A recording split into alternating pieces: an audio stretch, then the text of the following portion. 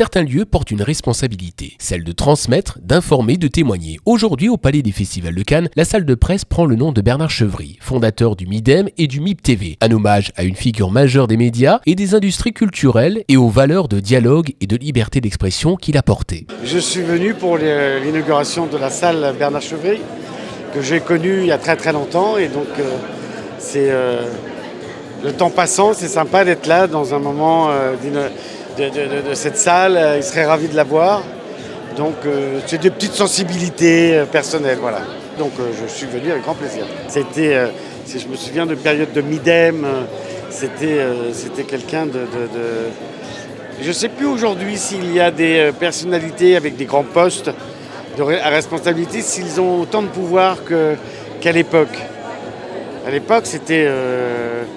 Bernard Chevry, c'était quelqu'un important, puissant, avec beaucoup de pouvoir. Réveiller des souvenirs.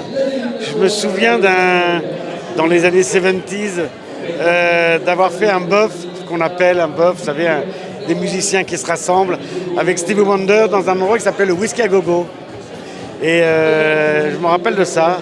Sinon, j'ai fait beaucoup de choses au MIDEM. À l'époque, c'était extrêmement important, le MIDEM. Dans les années 70s, 80, même 90, c'était incontournable pour trouver des managers, trouver des maisons de disques, trouver des éditeurs. C'était un marché mondialement connu, c'était extravagant presque. Alors aujourd'hui, toutes les formes de consommation musicale sont différentes. C'est plus la même chose. Donc je trouve très encourageant et audacieux que la ville de Cannes se lance, essayer de sauver avec Live Nation. Il va falloir trouver le hook, comme on dit en anglais, pour qu'il y ait autant d'intérêt. À l'époque, c'était même pas de l'intérêt de venir se faire voir, c'était incontournable, c'était indispensable.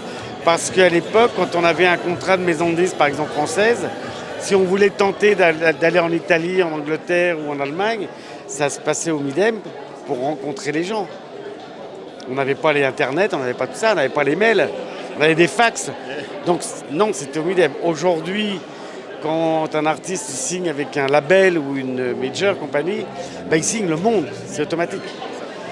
Donc vous voyez, ça réduit beaucoup de choses. Beaucoup de concerts. J'ai passé ma vie en concert, avec des périodes moins en lumière, médiatiquement, mais toujours en concert, donc ça ne change pas grand-chose. Oui, parce que Bernard Chevry fait partie de ces grands bienfaiteurs finalement de Cannes. Alors il le faisait pour gagner sa vie, c'était un entrepreneur, mais c'est comme Lord Broome, Lord Broome au 19e siècle, Bernard Chevry au 20e siècle. Bernard Chevry, pour parler à tout le monde, c'est celui qui a inventé le MIP TV, qui a inventé le MIPCOM, qui a inventé le MIDEM. Au départ, il était à Lyon, puis il est venu installer ses affaires à Cannes, et ça a alimenté cette spirale vertueuse qui nous a permis de devenir un carrefour international des plus grands créateurs du monde, mais des plus grands aussi distributeurs, diffuseurs, commerçants. Le MIDEM, le Festival de Cannes, maintenant Cannes Série, le Festival de l'intelligence artificielle que nous venons de créer, le Cannes Lions, qui est un événement colossal sur la création mondiale, participe non seulement aux emplois à Cannes, à la création de richesses, aux retombées fiscales, etc., mais à cette identité de notre ville qui est française, azuréenne, provençale, et on est fiers d'être français, azuréen et provençal, mais qui est aussi international et qui est un lieu de rencontre de personnes qui apportent quelque chose, qui créent, qui inventent, et notamment des artistes. Vous savez, le MIDEM, il a eu son apogée dans les années 80. Et puis, à partir du monde numérique, la musique s'était effondrée en termes de revenus. Il y avait de plus en plus de consommation musicale, mais de moins en moins de revenus musicaux. Et il y a eu un nouveau modèle qui est en train de se mettre en place par le live, c'est pour ça que c'est Live Nation l'organisateur, par la musique enregistrée qui se cherche de nouveaux chemins, par les festivals, etc. Et donc l'enjeu aujourd'hui, c'est d'accompagner le renouveau de l'industrie musicale. Le MIDEM n'existait plus, il avait disparu, il n'était plus dans le calendrier cannois. L'événement était mort. La ville de Cannes l'a racheté, j'y tenais, on a racheté la marque pour quelques centaines d'euros. Et grâce aux équipes qui m'entourent, on a relancé l'événement et on voit bien qu'aujourd'hui, c'est en train de prendre. Il y a de plus en plus d'artistes, de plus en plus de professionnels, de plus en plus de partenaires institutionnels aussi. Et donc, on rend service à Cannes, c'est-à-dire dans cette période de février qui était calme, on apporte un nouvel événement, le renouveau d'un événement. Et parallèlement, on entretient cette dimension créative de la ville de Cannes. C'est connecté à tout ce qu'on a mis en place pour que ce soit à l'année, et notamment le campus universitaire à la Boca, que vous connaissez bien, le Campus Méliès, où vous êtes installé. Vous n'auriez pas pu être installé si on n'avait pas fait ça. Marc Serron, artiste international, vient de s'installer à Cannes, il vient de créer son studio d'enregistrement à Cannes. Donc il y a une spirale vertueuse qui est en train de se mettre en place.